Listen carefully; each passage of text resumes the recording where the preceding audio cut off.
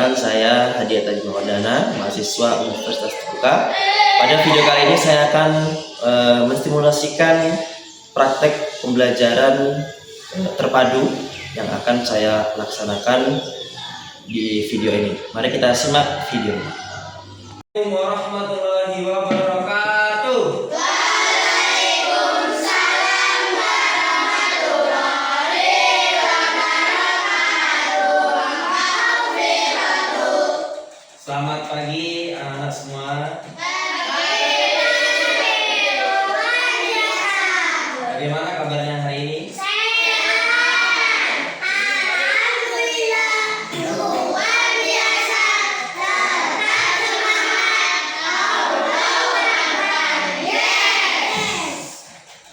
Sebelum kita memulai pembelajaran pada pagi hari ini, alangkah baiknya kita awali dengan berdoa. Pada ketua kelas dimohon untuk memimpin berdoa. Di tempat duduk siap, gerak, berdoa mulai.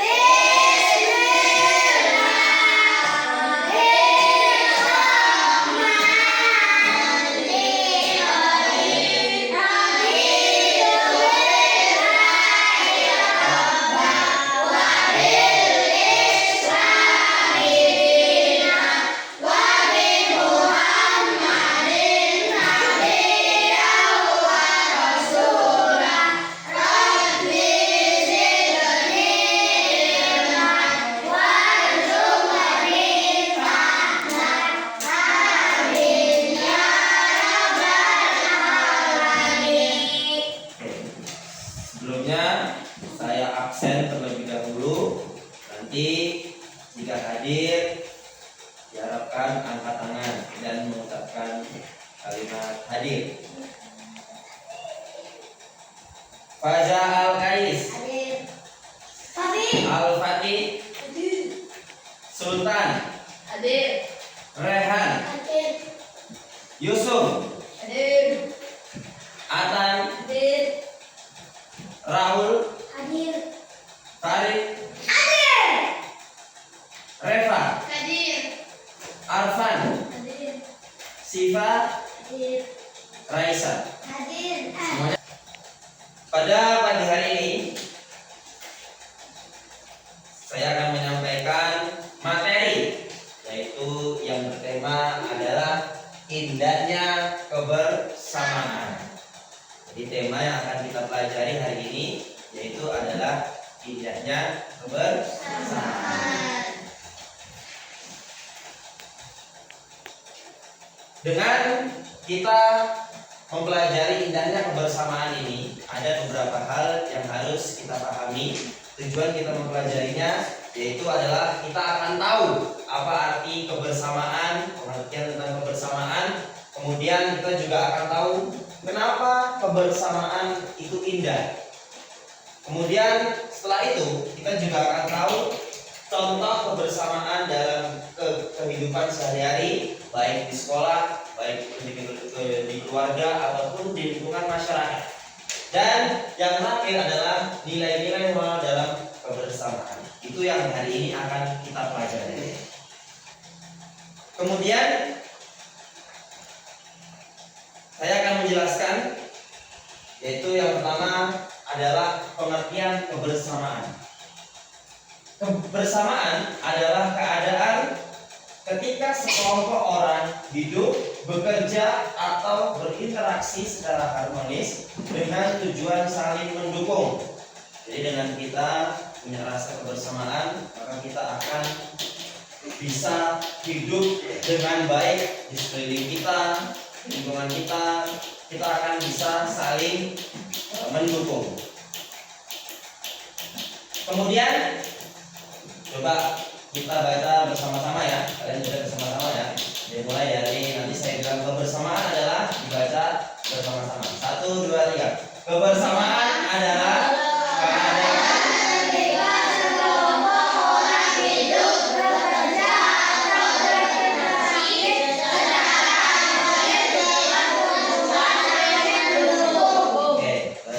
selanjutnya yang kedua, mengapa kebersamaan itu indah? Apa yang menjadikan kebersamaan itu indah? Yaitu yang pertama adalah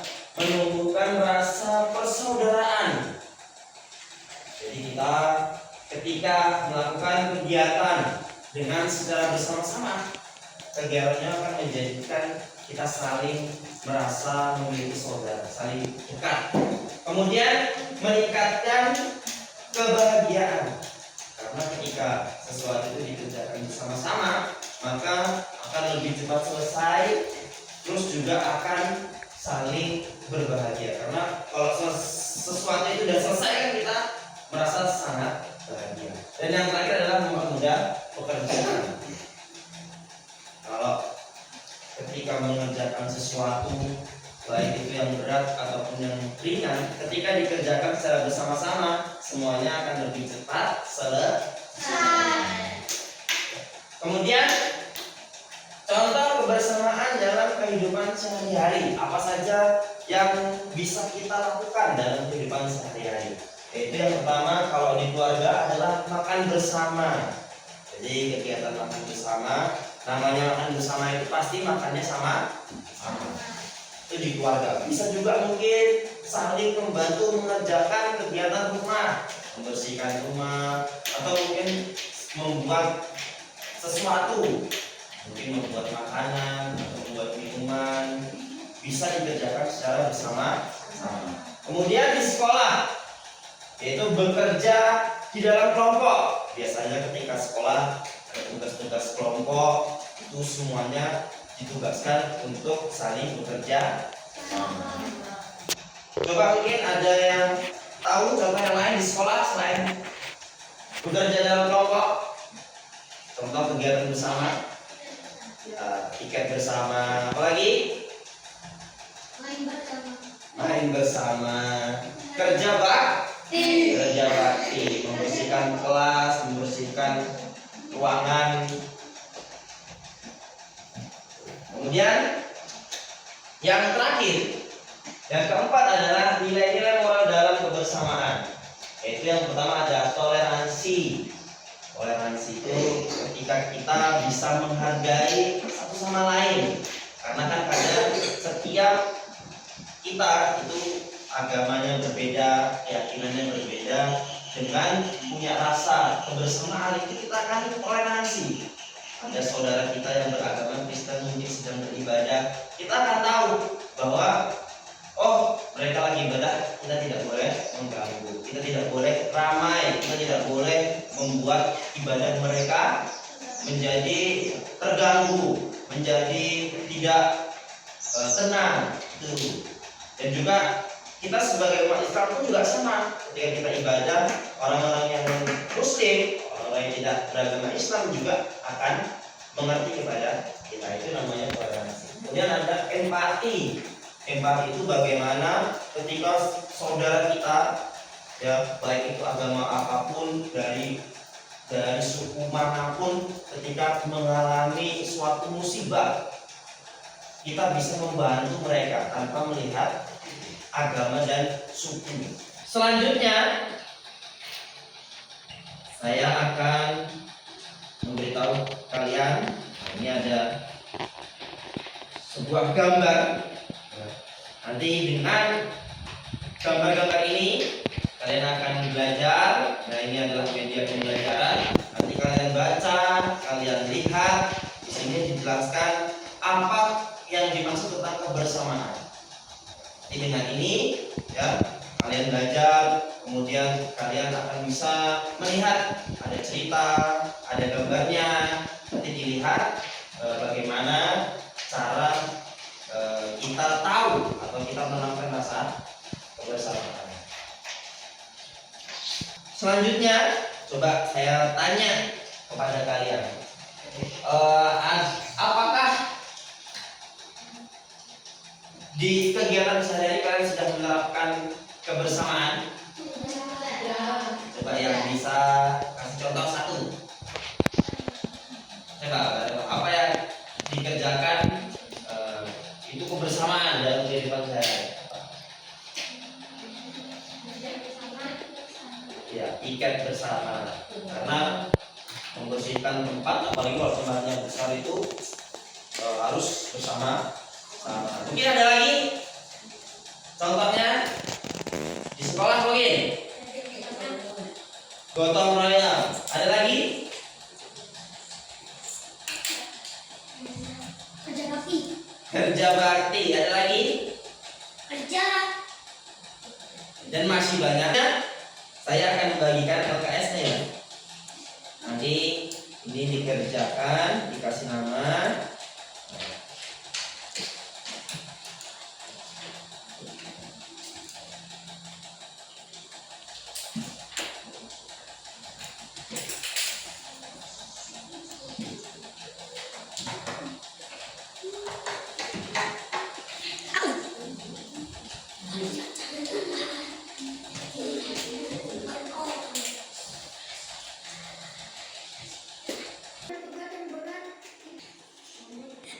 Membuat pekerjaan.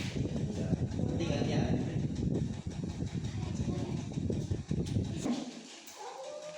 Yo. Tuliskan satu contoh di rumah kayak ini loh. Nah.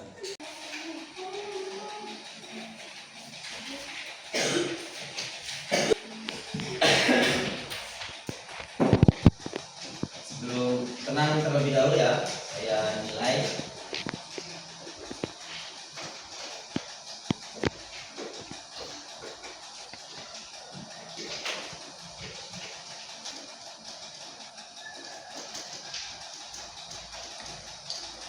Sudah ada penilaiannya, jadi untuk semuanya cukup bagus penilaiannya, sudah lebih dari cukup, dan dalam menjawab pun sudah bagus juga, sudah benar, sudah pas.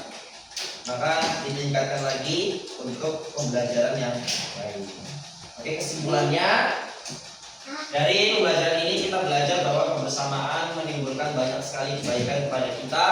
Kebersamaan menjadikan pekerjaan lebih mudah. Kemudian kebersamaan juga menjadikan kita semakin erat antara satu sama lain, baik itu keluarga ataupun teman ataupun kerabat kita.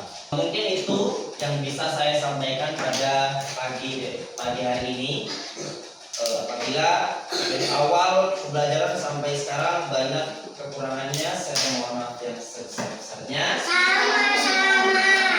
Sebelum kita tutup kelas,